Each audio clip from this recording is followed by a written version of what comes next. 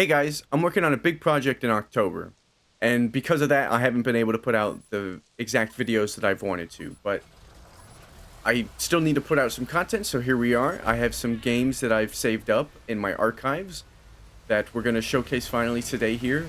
There's two of them, one in the E50M here on Swamp, and another in the T110E5 on Corellia, and they both kind of have a concept to them, and that's the reason I pieced them together. Is I think they're both a good source of aggressive spotting, and you'll see exactly what I mean here in just a moment. Because it's team destruction on Swamp, you don't really get to play in the top left, or sorry, the bottom left and the top right corners like you normally would on a regular game of Swamp with standard spawns. Instead, you have these weird, almost secondary lanes that become primary lanes because of the spawn points on this map. But we're going to make use of that. Map knowledge is a very important factor in your performance in this game, and knowing map positions, initial positions, secondary positions, fallback positions, and all that stuff is very important to be able to play any kind of mode. And there's a lot of skewed spawns that I just don't like, but here's one that's like 50-50 for me. It's fun sometimes, it's not fun some other times, but we've already gotten 2300 spotting by spotting the castle by going aggressive into this K-line trench. And what this K-line trench is going to do for us is not only give us a corner to shoot the people up on the hill with, but it gives us, we're in a depression, so that we're covered from the people that are to our right. You can see on the mini-map, there's 3 heavy tanks to our right, but we're covered from them, and even a tank destroyer, because they can't see us as long as we're in this ditch. And eventually, we'll make work on them too, but for now, it's more important to get rid of their back line. We can let their front line stay right there. As long as we get rid of this back line and continue to get spotting, we're almost at 3,000. We've done 2,200 damage already, and it's only 1248 into the match. So, again, aggressive spotting is kind of the name of the game in this one. Unfortunately there I tried putting a heat round into the Moushin, but he luckily turned his gun right into it. Now, this enemy team's not playing poorly either, especially the Super Conk realizing he can use dead tank cover. And we're going to hit his Cupola for the second time this match. I didn't even point out the first one earlier, but Super Conk Cupola is tricky to hit, but it is pennable. And he's going to give us his side turret because he wants to shoot the people in front of his team. He wants to shoot the easier to shoot guys. And I'm giving him very little angles to shoot me back. And that's just kind of what you got to do, right?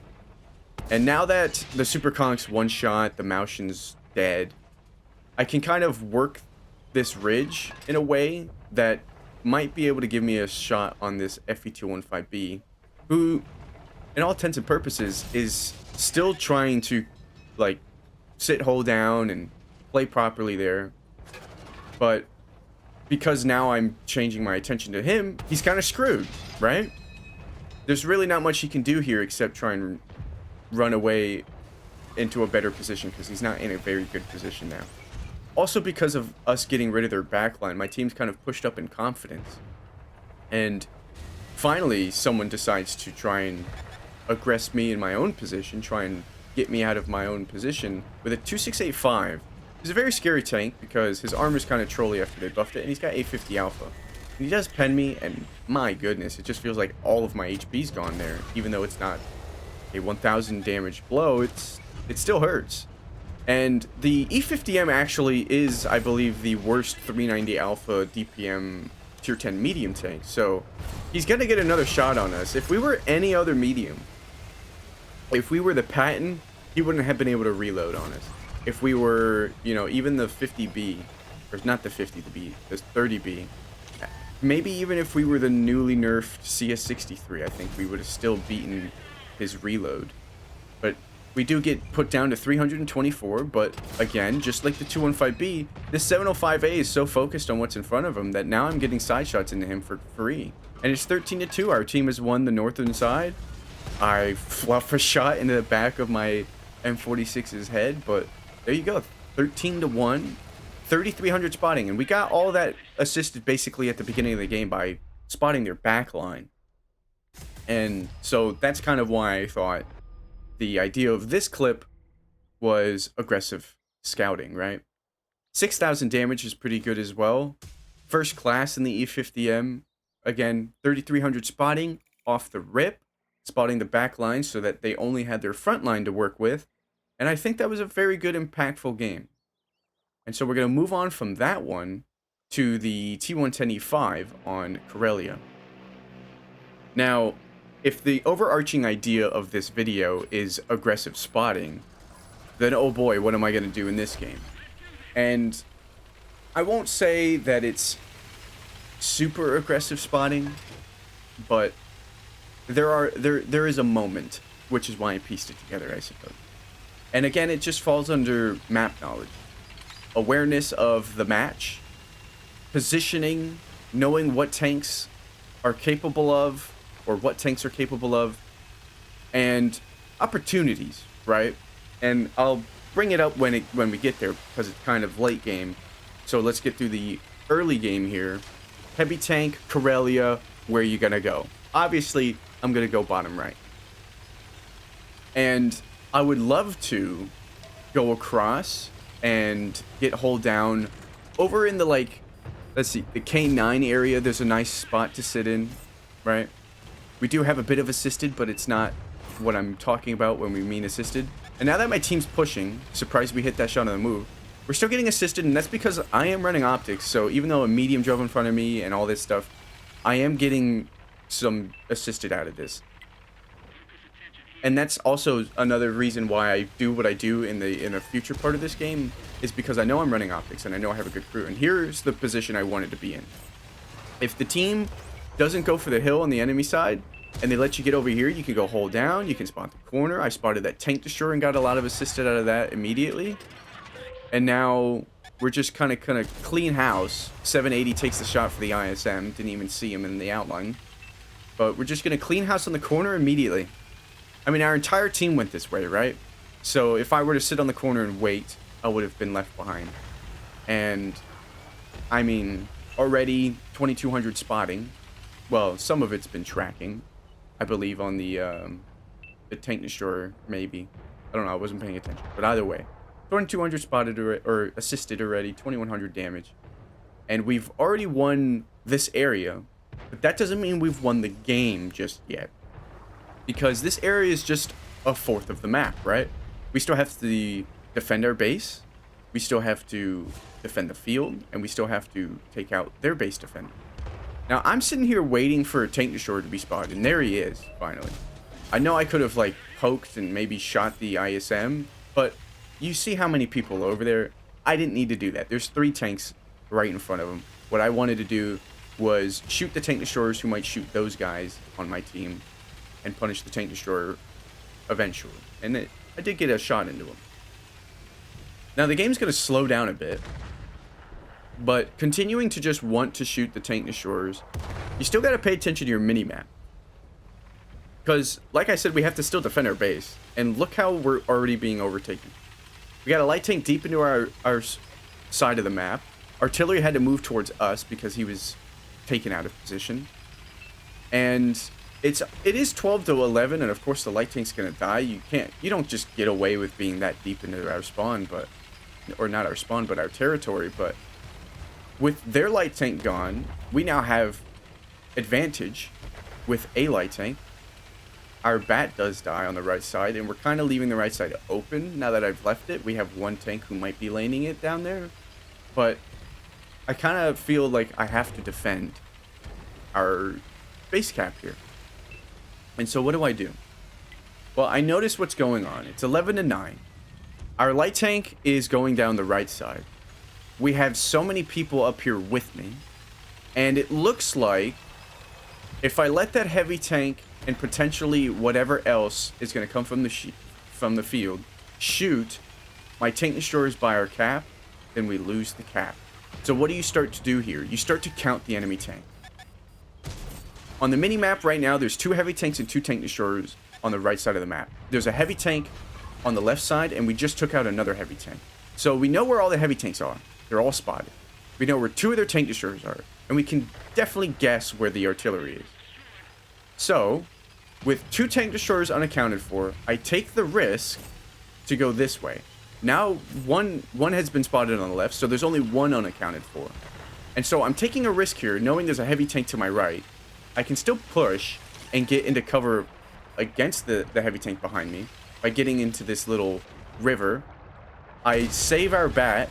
I believe it was a bat that ran past.